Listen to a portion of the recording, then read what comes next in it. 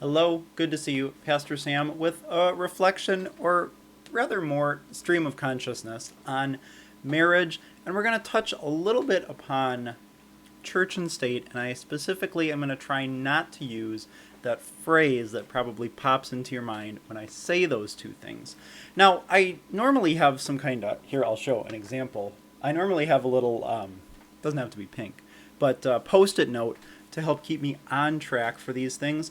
But on this one, I want to just kind of share what I've been thinking, and I don't have a conclusion in this video. I'm going to talk about marriage a little bit, what I'm seeing and what I'm thinking, and we'll kind of leave it. Maybe I'll come to some conclusion at the end, maybe not. But anyway, what got me thinking about this is that I married a girl last weekend. I officiated at her wedding. She got married to a nice young man, but we're kind of in the middle of wedding season.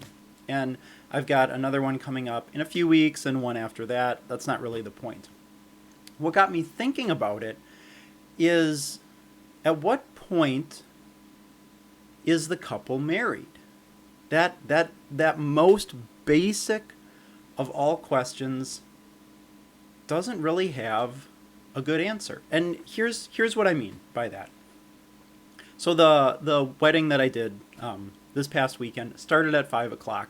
So assume somewhere around 5:15 or 5:20, I said these words. I pronounce you to be husband and wife in the name of the Father and of the Son and of the Holy Spirit. And I made the sign of the cross. Were they married?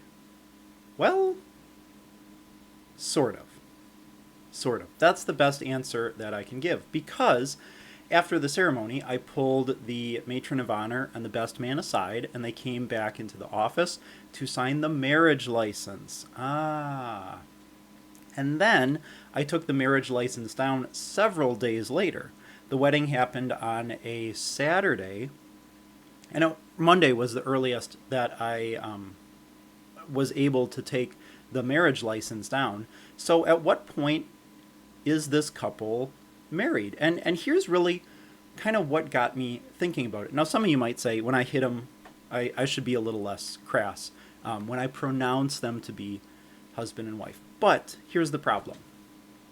If I never turned in the marriage license, would those two people still be married? Is kind of an interesting point. And that's kind of what's pulling us into this discussion of church and state. Because I would imagine that in God's eyes, which I would argue, and I'm obviously biased, is the more important set of eyes, in God's eyes, the couple is married, right? I, as his representative, have performed an act that these two people desired in the name of God. And so, yeah, of course, those two people are married. It's the same authority by which I baptize your children. It's the same authority by which I forgive your sins. It's the same authority by which I give you Jesus' body and blood. So if we're calling their marriage into question, then we really have to call into question all of Christianity since Christ left the earth, which brings a whole heap of problems on top of it. Because as soon as Christ left, he gave this authority to ordinary human beings. And that authority has gone on generation after generation until I finally have received it and am able to marry people. But this is what I'd like to talk about a little bit. And I don't know especially where I'm going to go with this. If I never turned in the marriage license for those two people, I suppose that God would consider them to be married, but the state would not consider them to be married. And now, so maybe they'd be able to, well, I actually don't know if it was recorded.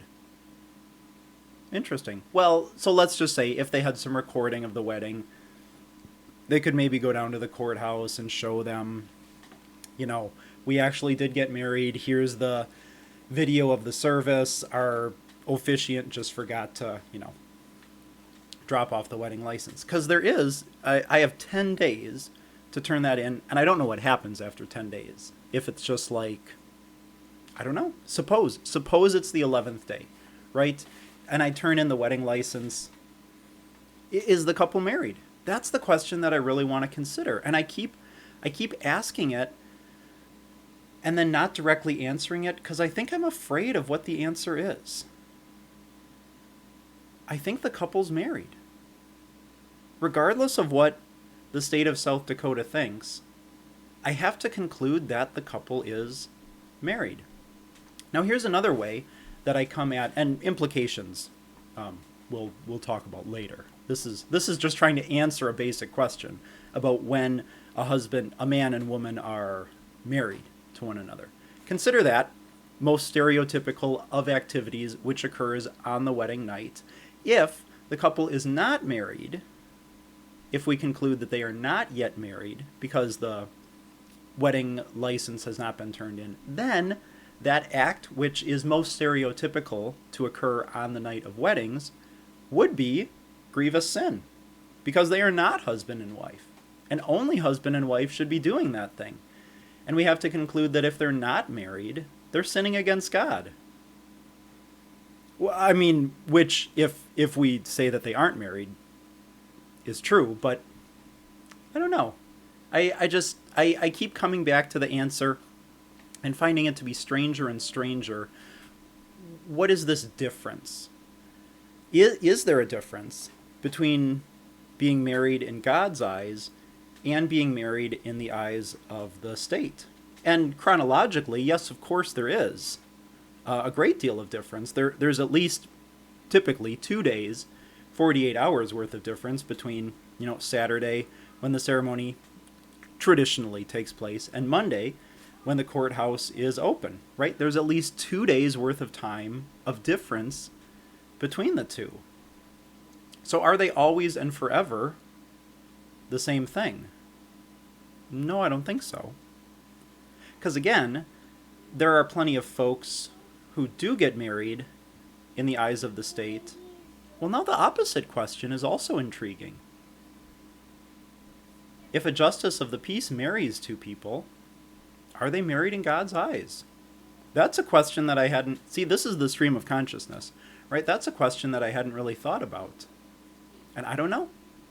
I don't know by whose authority the judges marry people, right? We kind of take it for granted that these two things are equivalent. And I suppose it's reasonable to assume that they are.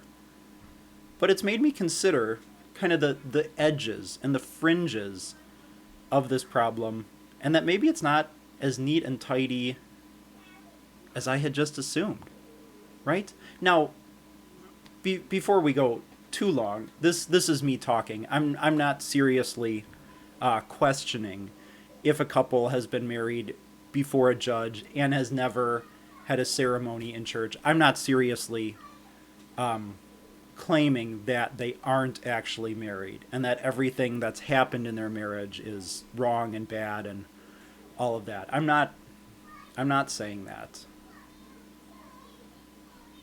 But it does kind of support at least this difference in marriage in the eyes of God and marriage in the eyes of the state. And maybe it's the case that because God has established, all right, here's another way to come at it. God has established the government, and in this case, the judge acts as an agent for the government. And even though he probably isn't pronouncing them to be husband and wife in God's name, he is nonetheless pronouncing them by the authority of, just as an overarching principle, the government. In our case, the state of South Dakota, Hughes County or Stanley County, or, that's less important, wherever they happen to get married. So I suppose you could consider a judge marrying two people to similarly be a servant of God, because Paul even calls them that in Romans 13. In that chapter, he's dealing more with what we would consider militaries or police forces carrying out justice, but he nonetheless calls them God's servant. I think 3 times he uses that phrase. So I suppose we could consider a judge to be God's servant. And even though he does it in concealed way, I suppose it's reasonable to say that when the judge announces two people, well, here's a whole other problem. Let me finish my thought. Announces two people, I'm intentionally leaving that vague to point to our next issue, to be husband and wife, that they are husband and wife in God's sight. Except, of course, that we have this great discrepancy between who those two people might be as far as a judge is concerned, and I'll speak personally at who those two people might be in any weddings that I'm going to officiate, because I won't speak for other Christian pastors, right? I'm sure some of them fall on each side of that issue. But suppose both of those people to be men, or suppose both of those people to be women, or since it seems like we're inevitably hurtling towards this, let me be a little bit crude. One started life as a woman and became a man, and the other one is a man, and so you have to solve that problem for yourself about whether that's a proper marriage or not. But my point is, the state is, at least publicly, willing to perform marriage for really any two persons who want to be united in marriage. Whereas, and again, I'll speak to myself personally, because that's not especially the topic of this, although I do seem to be rambling and stream of consciousness-ing, I would marry only a man and a woman together. And so it's interesting if we take our conclusion that the judge acts as God's servant, and that his pronounced, or hers, I suppose it could be there's a whole nother. See, there's lots of this stream. I don't know if this stream ever ends. It just keeps winding here and there. Anyway, the judge, I'll try to stay on one tangent at a time, pronounces them to be husband and wife, is acting as a servant of God, and is making them husband and wife in God's name. If we assume that, like I've kind of been thinking so far, then are they forcing God to recognize a marriage that, in my opinion, he would not approve of? And there's another interesting, I'm not necessarily going to answer all. I don't know if you can answer a lot of these questions. I think that's part of the problem of it. Normally I have at least some kind of guidance, or I don't tie things up usually in a neat little package with a bow, but at least I give some forward progress. And in this one, I just seem to be making a bunch of circles. Marriage is a lot trickier than I think any of us thought, right? We can't even straightforwardly answer a very basic question about when a couple got married. My wife and I's anniversary is next week. A week from today will be our anniversary, which I need to remember. Anyway, that wasn't the day that the marriage license was filed, because that was a Saturday. So is our anniversary actually the 15th instead of the 13th? Right?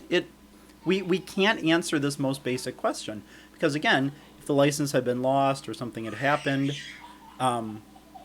would we be able to successfully fight for that day as the day of our marriage? Or would we just kind of throw our hands up and be like, well, let's call our pastor and grab two neighbors and let's just stop. Leave me be. I gotta go referee. Or would we just throw our hands up in dismay and be like, we'll get married again and we'll call that our wedding date? In which case we're again kind of deferring to the act of the state as being the defining moment, and that the pronouncement in God's name is at best a secondary moment. And is that a conclusion that we're proud of? I don't know. It's a conclusion I hadn't really thought about before. It kind of strikes me as not something to be proud of. But then again, where do we go from here? What's the path forward? And I don't know. Got a referee again. I don't know where we go from here. I don't know. There's been so many affronts to my view, which I claim to be God's view, but I'll stay in the personal. My view of a God-pleasing marriage, and questions that I've just brought up that make me wonder who is serving who in general, but more specifically in the case of marriage. And is that and answering that question for yourself, is that an answer that you're proud of? And I don't know if it is. I think I'm afraid to admit that it's not. Because then, of course, that means that there's a choice to be made. And it's a choice that I'm sure will not come easily. But again, I'm not painting a way forward. I'm asking questions.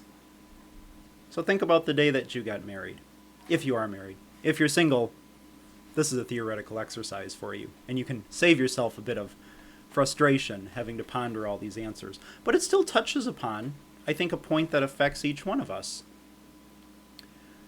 Are the acts of, I'll say the church, but I'll more boldly call them God, are the acts of God derivative and secondary to the processing of paper through our local government?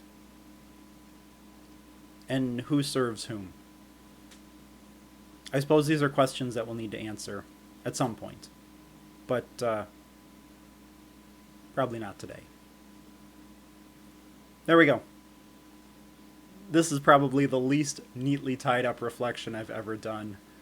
I appreciate you listening to me, rambling, and hopefully you have more answers than I do. Because I don't know if anyone could have fewer answers than I do. But we'll see. We'll see how all this shakes out and what happens in the next days and months and years as weddings come and go and anniversaries come and go and wedding licenses fail to be diligently conveyed. We'll see. I do know one thing. God's peace be with you. I'll see you next time.